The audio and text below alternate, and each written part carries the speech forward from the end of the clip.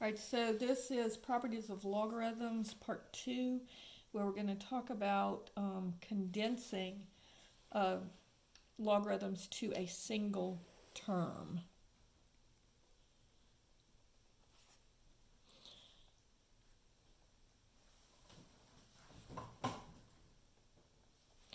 And so anytime you see the word condense, or if you see single logarithm, this is what you're going to use. So the first one, the natural log of 4 plus 3 times the natural log of x minus 5 times the natural log of y. All right, so here what we're going to do is we're going backwards. So we're going to write it as a single logarithm. And so they're all natural logs, so it'll be natural log. Now, if they're added, then they're going to go in the numerator. If they're subtracted, they're going to go in the denominator. And then remember, these exponents, these coefficients come up and become exponents. So the 4 is positive, so it goes in the numerator, and it's not raised to any power. Then the x is positive, so it goes in the numerator, and it's going to be cubed. And then the y is negative, so it goes in the denominator, and its exponent is 5. So these are pretty quick and easy. All right, problem number 2 says log to the base 2 of x plus log to the base 2 of 5y. And so I'm going to write this. Log to the base 2 is single log. And since they're added, everything goes in the numerator. I don't have any denominator. So I would have x times 5y. Now, if you want to rewrite that, you can, because usually we put the coefficient in front. So it would be 5xy. But actually, either way is correct. Problem number 3 says the log of z minus 2 times the log of 3x. Now, this is the common log. So we're going to have, you have to be careful on this one. This one, it will take 2 steps. So the z is positive, it goes in the numerator. And then the 3x is negative, so it goes in the denominator, and the whole thing is squared. So you have to be careful here because this 3 is also squared. So this would be z over 9x squared. So square that 3 and then square the x. And then there's your final answer. All right, and then problem number 4 says 3 times the log of x cubed y squared plus 7 times the log of 1 over x minus 5 times the log of y. All right, so here we're going to have to take a couple of steps as well. So the first thing that I know is that this is going to become my exponent. So this would be, and I can, if I want, I can just go ahead and write it as a single log now. So this would be x cubed y squared, and it would be cubed. Then I'm going to have, notice that this x is already in the denominator, so it's going to be x to the 7th in the denominator. And then this one is subtracted. So this one is plus, but notice it's already a fraction. So I could put the 1 up here if I wanted, but 1 times this is just this. And so the x goes in the denominator, and it's raised to the 7th. And also notice the y goes in the denominator because it's negative, and it's raised to the 5th. Now, I still have to keep working because I have to simplify this. So remember, on these you multiply the exponents. So this would be x to the 9th, y to the 6th, over x to the 7th, y to the 5th.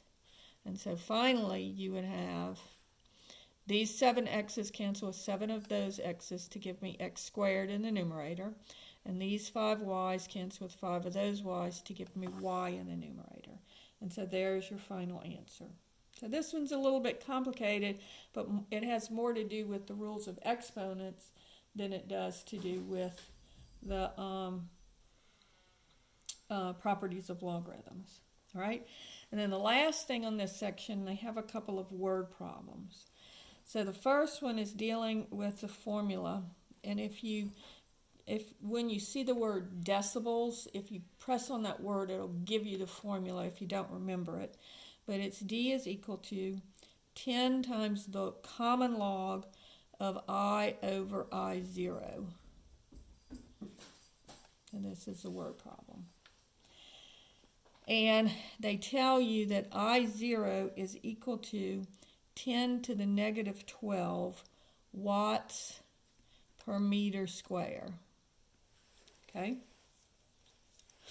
So then they say, find out what is I if D is equal to 138. All right? So I'm just going to plug the numbers into this formula. So I get 138 is equal to 10 times the log of I over I0 is 10 to the negative 12. All right? So now I need to solve for I. So first I have to isolate the log. So I'm going to divide both sides by 10. And I get 13.8 is equal to the log of I over 10 to the negative 12. And remember, the base here is understood to be 10.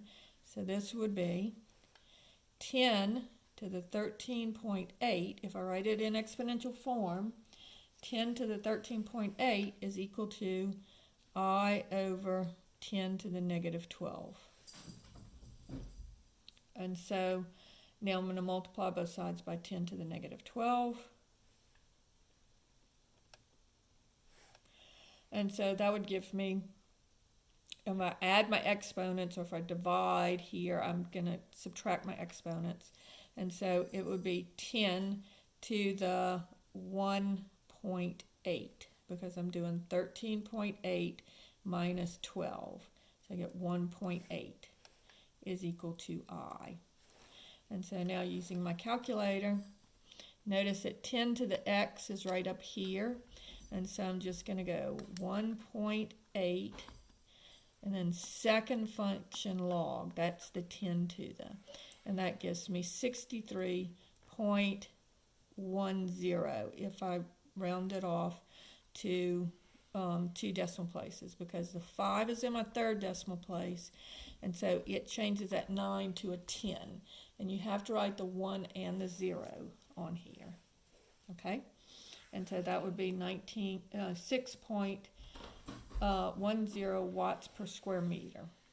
Okay, and then the last one is a pH problem.